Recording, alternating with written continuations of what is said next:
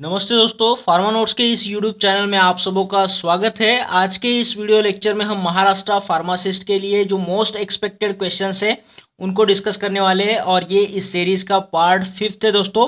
तो आप लोगों से दरखास्त है, जिन लोगों ने अभी तक के 4 पार्ट नहीं देखे हैं तो आप लोगों ने वो 4 पार्ट्स को भी देख लेना है, क्योंकि यहाँ से क्वेश्चन आने की बहुत सारी आशंका है दोस्तों। तो चलिए आज के इस शानदार सेशन को स्टार्ट कर देते हैं। देखो, पूछता है यहाँ पे antibiotics belongs to the ansamycin classes. Ansamycin class से बिलोंग करने वाला एंटीबायोटिक का नाम बताइएगा।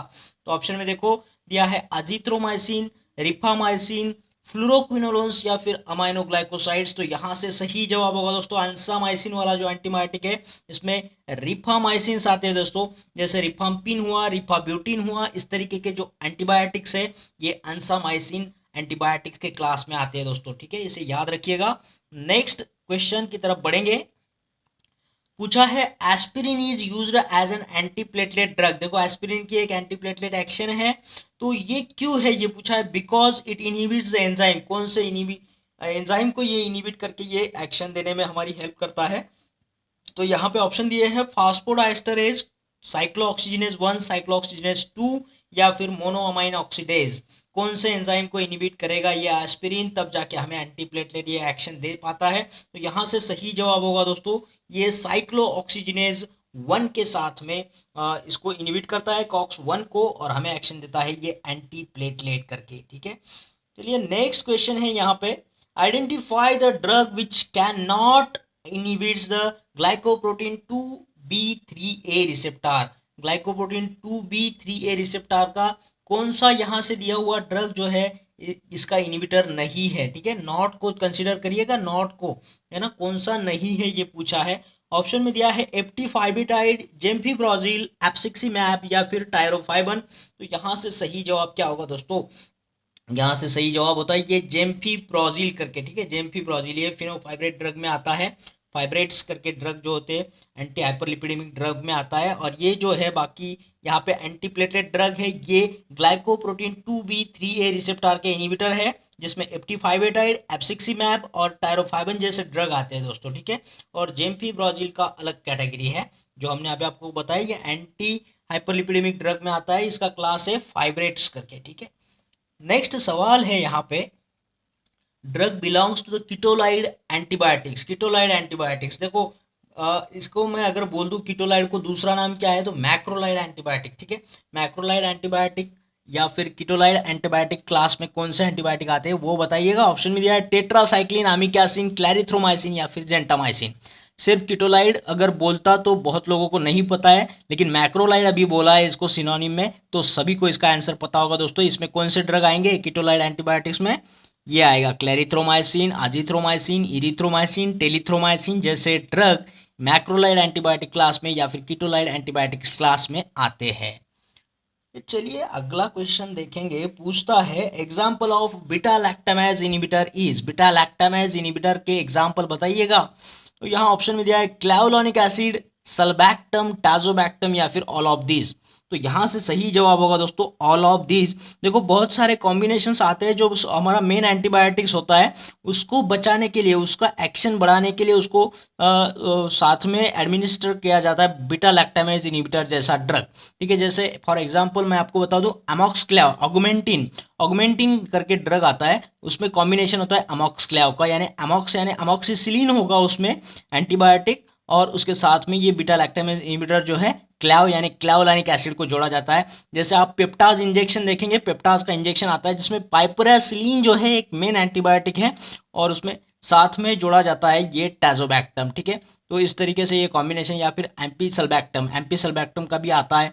ठीक है, तो जो हमारा मेन जो एंटीबायोटिक है उसके साथ में ये बीटा लैक्टामेज इनिबिटर जोड़ा जाता है ताकि उसकी एक्शन जो है मेन एंटीबायोटिक को ज़्यादा से ज़्यादा मिले दोस्तों। तो ये सारे के सारे यहाँ पे बीटा लैक्टामेज इनिबिटर है, इसको याद रखिएगा, क्वेश्चन इंपॉर्टेंट है, पूछा जा सकता है। नेक्स्ट सवाल है antibiotics belongs to the third generation of cephalosporin. Cephalosporin के क्लास में आपको ये सारे जनरेशन को याद रखने की जरूरत है। अगर एक आधा क्वेश्चन इसमें से आ जाए तो आपका सही होना चाहिए। यहाँ पे जो मुझे मेन लगा तो मैंने यहाँ पे कवर कर लिया है। थर्ड जनरेशन में आने वाला सिफेलोस्पोरिन बताना है आपको। ऑप्शन देखिए, सिफिक्जिम, सिफेलैक्सिन, सेफिरॉक्साइम या फिर सेफिपाइन। तो यहाँ से सही जवाब क्या होगा दोस्तों, थर्ड जनरेशन में आता है ये सिफिक्जिम करके, ठीक है। तो इसे याद रखिएगा। सिफेलैक्सिन जो है फर्स्ट जनरेशन में आएगा, सेफिरॉक्साइम सेकंड जनरेशन में आएगा और सेफिपाइम ये जो है फोर्थ जनरेशन में आएगा। तो ये जो इंपॉर्टेंट ड्रग है इनको याद रखिए, शायद सिफेलैक्सिन पूछ ले, सेफिक्जिम पूछ ले, सेफिरॉक्साइम पूछ ले, ये सारे इंपॉर्टेंट है। तो ये first generation, second generation, fourth generation और ये थर्ड जनरेशन में सिफिक्जिम, ठीक है। नेक्स्ट यहाँ पे सवाल है, cell membrane synthesis inhibited by the antibiotics. ऐसे एंटीबायोटिक्स बताइएगा जो सेल मेम्ब्रेन सिंथेसिस को ही इनिबिट करे बैक्टीरिया के। तो यहाँ ऑप्शन में देखो, टेट्रासाइक्लिन दिया है, ग्लाइसिल साइक्लिन्स दिया है, या फिर अमाइनोग्लाइकोसाइड या फिर पेनिसिलिन्स। तो सेल मेम्ब्रेन को जो इनिबिट करता है वो बहुत ही फेमस एंटीबायोटिक्स है, पेनिसिलिन क्लास में आएंगे दोस्तों। और ये बाकी जो दिख रहे हैं ये प्रोटीन सिंथेसिस को इनिबिट करेंगे, बैक्टीरिया के प्रोटीन सिंथेसिस फेनोमेनन को इनिबिट करके काम करते हैं। चलिए अगले क्वेश्चन की तरफ बढ़ेंगे। तो पूछा है, which of the following diuretics have the unique ability to produce hyper osmolar urine.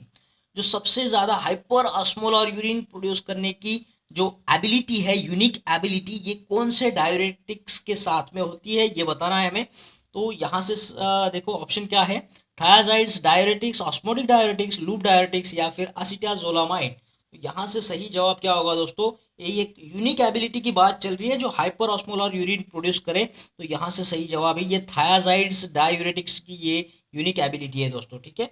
और असिटाजोलामाइड बताइएगा ये कौन से एंजाइम का इनिबिटर है करके, ठीक है, कमेंट बॉक्स में डाल दीजिएगा इसको। लूप डायूरेटिक का एग्जांपल देख लीजिएगा, इस पर भी सवाल आ सकता है ना। हाई सीलिंग डायूरेटिक्स का एग्जांपल बताइए, लूप डायूरेटिक्स का एग्जांपल बताइएगा, पोटेशियम स्पैरिंग डायूरेटिक्स का एग्जांपल बताइएगा। इस टाइप के क्वेश्चन आते हैं, आपको ये जनरली पता होना चाहिए। चलो नेक्स्ट पूछा है, identify the anti estrogen drug. Anti estrogen drug का नाम बताइएगा। ऑप्शन में दिया है फ्लूटामाइड, फॉस्फेस्ट्रॉल, इथिनिल एस्ट्राडोल या फिर टैमॉक्सिफेन। तो एंटी एस्ट्रोजन क्लास में जो ड्रग आता है ना दोस्तों, ये आएगा टैमॉक्सिफेन, ठीक है। ये कैंसर की थेरापी में भी ये यूज किया जाता है, हार्मोनल वैल्यू को अल्टर करने में। और ये बात करेंगे फॉस्फेस्ट्रॉल, इथिनिल एस्ट्राडोल, ये एस्ट्रोजन के जैसे सिमिलर एनालॉग है। और फ्लूटामाइड जो है ये एंटी एंड्रोजन ड्रग है दोस्तों, इस पे भी सवाल पूछा जाता है, एंटी एंड्रोजन। और टैमॉक्सिफेन हमारे सवाल का जवाब है, एंटी एस्ट्रोजन ड्रग का, ठीक है। नेक्स्ट सवाल है, फोलेट एंटागोनिस्ट बताइएगा। बहुत फेमस क्वेश्चन है ये, फोलेट एंटागोनिस्ट, और आसान भी है।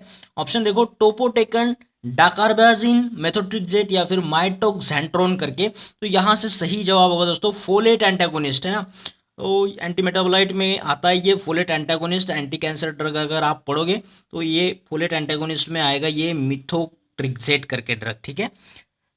डायहाइड्रोफोलेट रिडक्टेज का इनिबिटर है, ये एंजाइम को इनिबिट करता है। नेक्स्ट सवाल है, गुड कोलेस्टेरॉल इज। ये बहुत बार बहुत एग्जाम में पूछा जा चुका सवाल है दोस्तों, इसलिए यहाँ पे भी इसको इंक्लूड किया गया है, शायद आपके भी एग्जाम में भी पूछ ले। गुड कोलेस्टेरॉल किसे बोलेंगे, एलडीएल, वीएलडीएल, एचडीएल या फिर टीजीज, है ना। Low density lipoprotein, very low density lipoprotein, high density lipoprotein या फिर ट्राइग्लिसराइड्स। तो सही जवाब होगा गुड गुड गुड कोलेस्टेरॉल जो होता है ना, एचडीएल को बोला जाता है, हाई डेंसिटी लाइपोप्रोटीन्स, ठीक है। तो ये हमारे लिए अच्छा कोलेस्टेरॉल साबित होता है दोस्तों, तो इसलिए इसको गुड कोलेस्टेरॉल बोला है। और हाँ दोस्तों, ऐसे बहुत सारे क्वेश्चंस जो है और ट्रिक्स के साथ में हमने यहाँ पे डिस्कस करे हुए हैं हमारे वीडियोस के सहारे।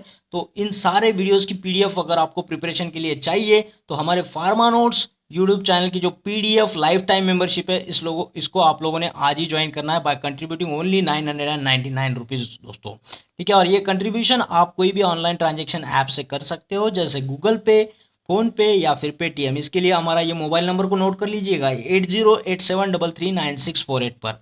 जैसे आपका ट्रांजेक्शन हो जाता है, आपको हमारे प्राइवेट टेलीग्राम चैनल से लिंक किया जाएगा, जहाँ पे आपको ये सारा मटेरियल पीडीएफ के फॉर्म में मिलता रहेगा दोस्तों।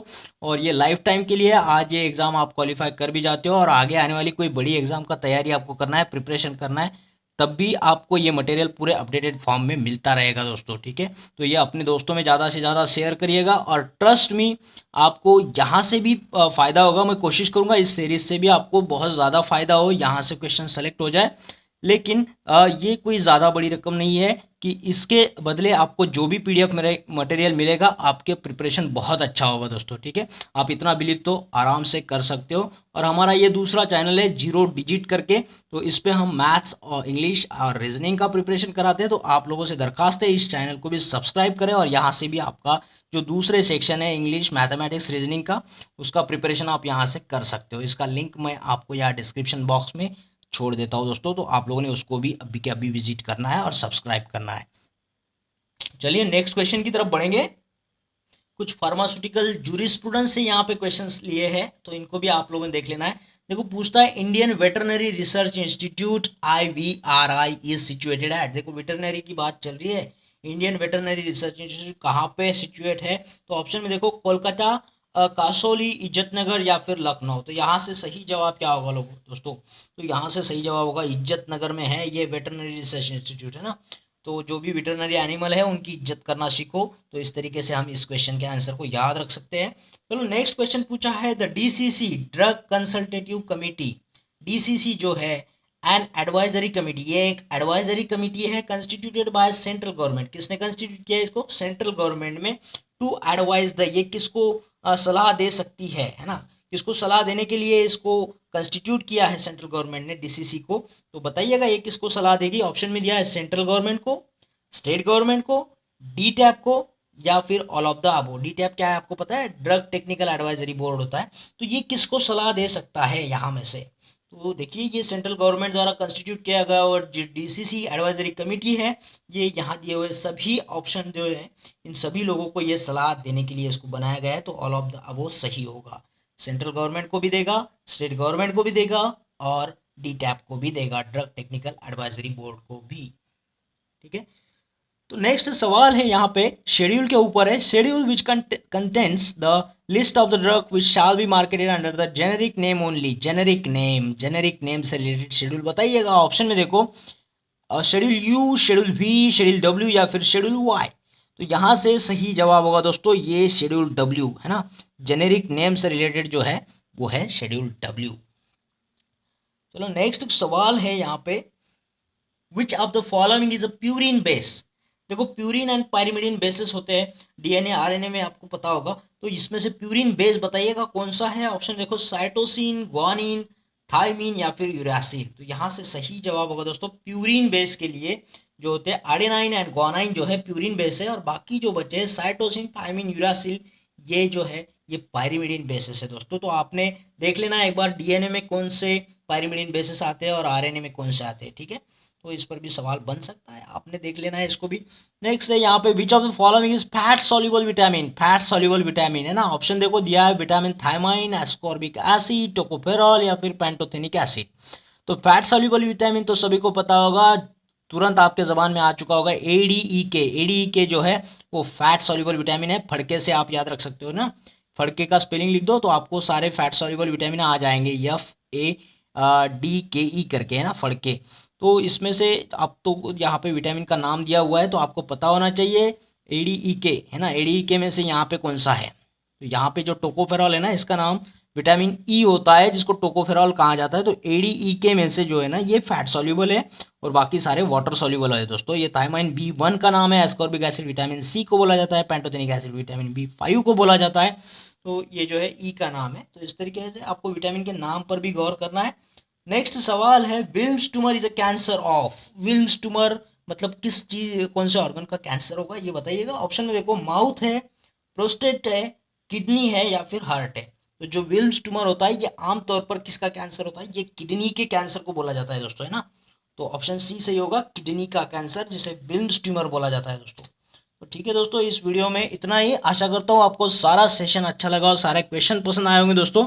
और अगर ऐसा हुआ है तो इस वीडियो को लाइक करना है, शेयर करना है और कमेंट बॉक्स में कमेंट जरूर करना है दोस्तों। और हाँ, मेरी उन लोगों से दरखास्त है जिन लोगों ने चैनल को अभी तक सब्सक्राइब नहीं किया है, चैनल को सब्सक्राइब कर दीजिएगा। उसके बाद आने वाले बेल आइकन को ज़रूर क्लिक करना है, क्योंकि इससे होता क्या है कि आने वाले हर एक वीडियो का नोटिफिकेशन आपको मिलता रहेगा और आपको यूं ही लाभ होता रहेगा दोस्तों। तो फिर मिलते हैं एक और बेहतरीन वीडियो के साथ में, तब तक के लिए थैंक यू।